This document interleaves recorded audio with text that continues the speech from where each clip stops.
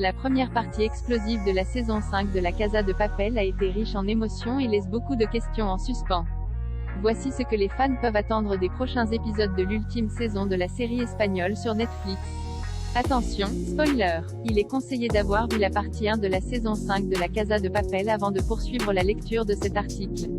Reverra-t-on Tokyo? C'est l'événement tragique de la première partie de la saison 5 de La Casa de Papel, la disparition de Tokyo, Ursula Corbero.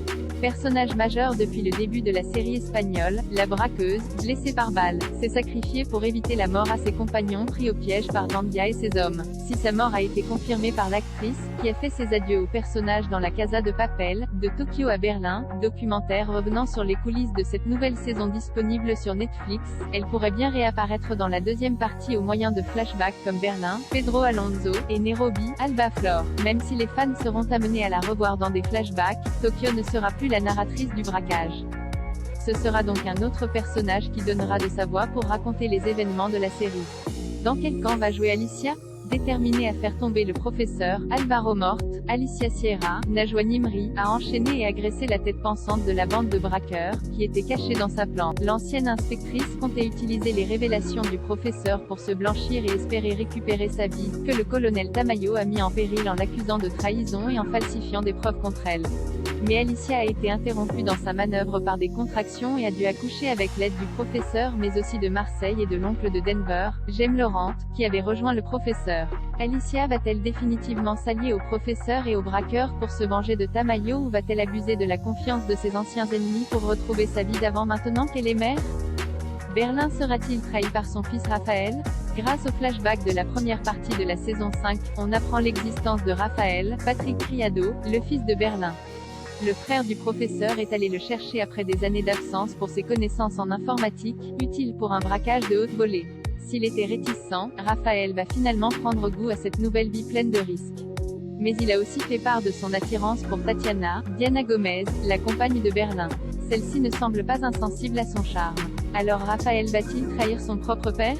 Pourquoi Tatiana et Raphaël ne font pas partie de la bande finale de braqueurs dès la première saison de la série?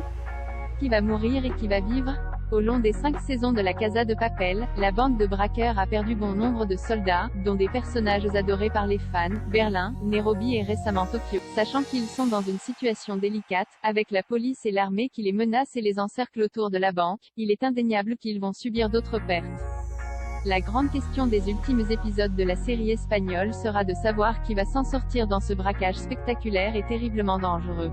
Une chose est sûre, personne n'est à l'abri, et encore moins les personnages majeurs du show Netflix. Que va devenir Stockholm? Dans cette première partie de la saison 5 de La Casa de Papel, Stockholm, Esther Acebo, a perdu l'épée à bout de nerfs à cause de la rébellion d'Arturo, Enrique Ars, et de ses commentaires désobligeants sur elle. Denver et son fils, Stockholm a tiré délibérément sur lui. Regrettant son geste, elle réussit à le réanimer mais son acte est lourd de conséquences.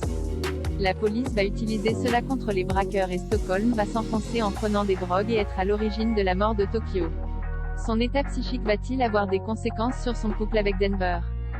Surtout que celui-ci doit gérer la déclaration d'amour de sa propre cousine, Manille, Belén Cuesta, qui a avoué, en pensant être à l'article de la mort, qu'elle avait des sentiments et une attirance pour lui. Arturo a-t-il encore un rôle à jouer? Sauvé in extremis par Stockholm et Denver, Arturo a failli y passer. Le personnage le plus détesté par les fans de La Casa de Papel a finalement pu sortir en très mauvais état de la banque et a été recueilli par la police, qui va se servir de cet événement contre les braqueurs pour salir leur image auprès du public. Antagoniste récurrent depuis le début de la série, Arturo pourrait bien revenir, s'il est sur pied à temps, pour titiller une énième fois les braqueurs et peut-être jouer un rôle clé dans leur arrestation. Si le hold-up tourne vraiment mal, le plan du professeur va-t-il fonctionner? Enfin, la grande question à laquelle les derniers épisodes de La Casa de Papel vont devoir apporter une réponse concerne la réussite du braquage. Le plan si élaboré du professeur va-t-il pouvoir arriver à son terme?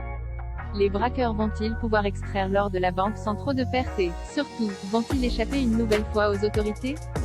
De nouveaux imprévus devraient s'inviter dans ces derniers épisodes, reste à savoir de quel ordre ils seront. Réponse le 3 décembre sur Netflix.